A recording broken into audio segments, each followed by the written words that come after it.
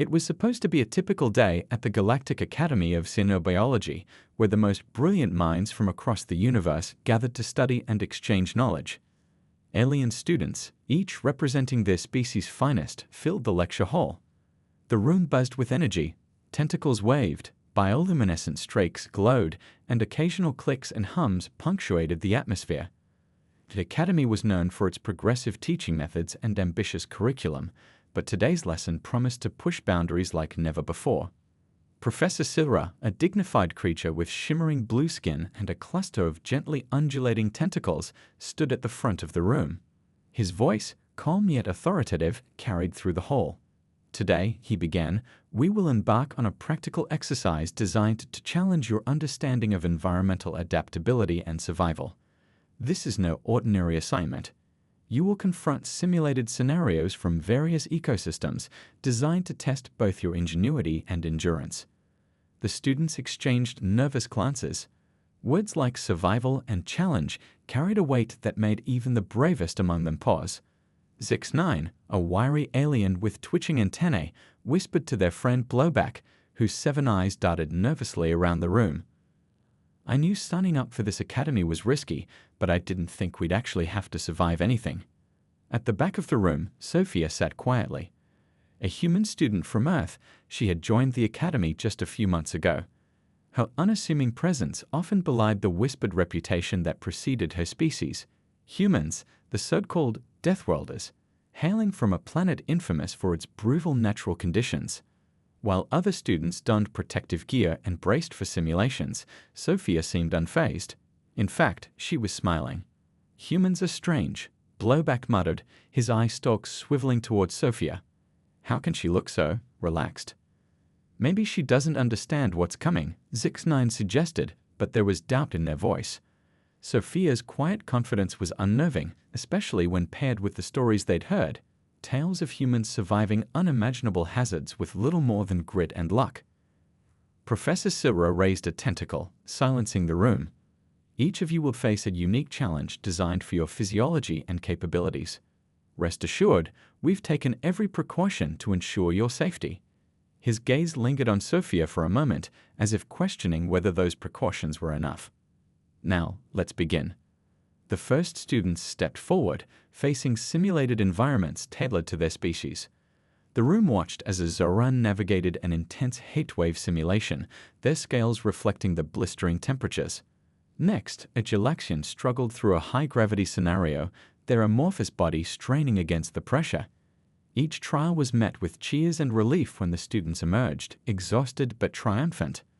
Then it was Sophia's turn. Miss Sophia, Professor Silra announced, his voice betraying a hint of hesitation. Your assignment is a simulation of Earth's extreme environments. We've recreated a hazardous combination of conditions from your planet, sub-zero temperatures, treacherous terrain, and unpredictable weather patterns. The room fell silent. Whispers rippled through the crowd. Her own planet, Zix9 whispered. That's madness. Blowback's eye stalks twitched nervously. I've had humans thrive in environments that would kill most of us instantly. Do you think she'll be okay? Sophia rose from her seat, her movements calm and deliberate. She flashed a quick smile at her classmates, her expression unreadable. Sounds fun, she said, her tone light and almost teasing. Fun? The word sent shivers through the room. The simulation chamber loomed ahead, its walls pulsing faintly with energy. Sophia stepped inside, and the door sealed shut behind her. The monitor above the chamber flickered to life, displaying a vivid projection of the environment she would face. Towering icy cliffs, blinding snowstorms, and winds powerful enough to strip the bark from trees. The alien students watched, wide-eyed and apprehensive, as the countdown began. 5, 4, 3. She has no idea what she's walking into, Blowback muttered. Zix9 wasn't so sure, or maybe we have no idea what she's capable of. The countdown reached 0. The simulation roared to life, and the room collectively held its breath as Sophia stepped forward into the storm. The moment the simulation began, the room was filled with a cacophony of sounds. The icy wind howled through the speakers, sharp and relentless, as if trying to escape into the lecture hall itself. Snow cascaded down in blinding waves, making it nearly impossible to see the figure moving within.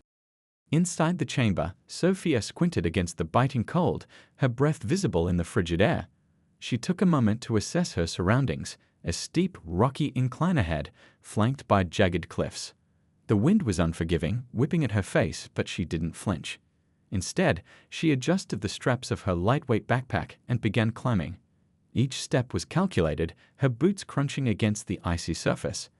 Outside, Zix9 couldn't contain their curiosity. How is she not freezing? They whispered, their antennae twitching in confusion. Their own kind would have gone into hibernation under such conditions. Even the Galaxians, known for their adaptability, would have struggled in this environment.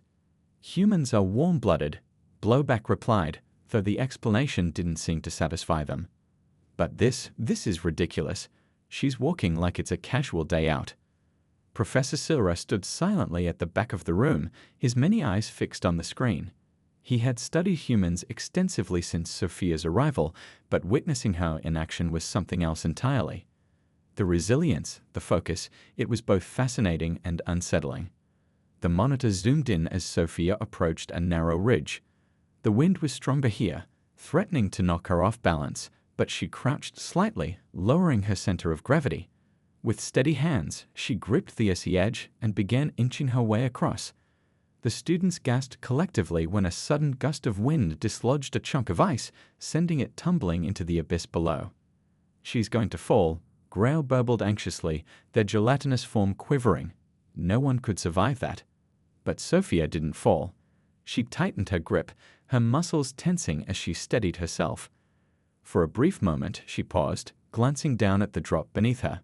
Then, with what could only be described as deliberate calm, she continued forward, her movements precise and unwavering. Inside the simulation chamber, Sophia's mind was focused, but not in the way her classmates might have imagined. She wasn't calculating every move or strategizing each step. Instead, she was thinking about her last hike on Earth, a solo trip through the Rocky Mountains. The conditions had been eerily similar, though the stakes hadn't been quite as high. She smiled to herself, remembering how her friends had teased her for packing so much gear. Overprepared, they'd called her. But as she reached into her backpack and pulled out a compact climbing spike, she couldn't help but feel a little smug. Overprepared had its perks. Outside the chamber, the tension in the room was palpable.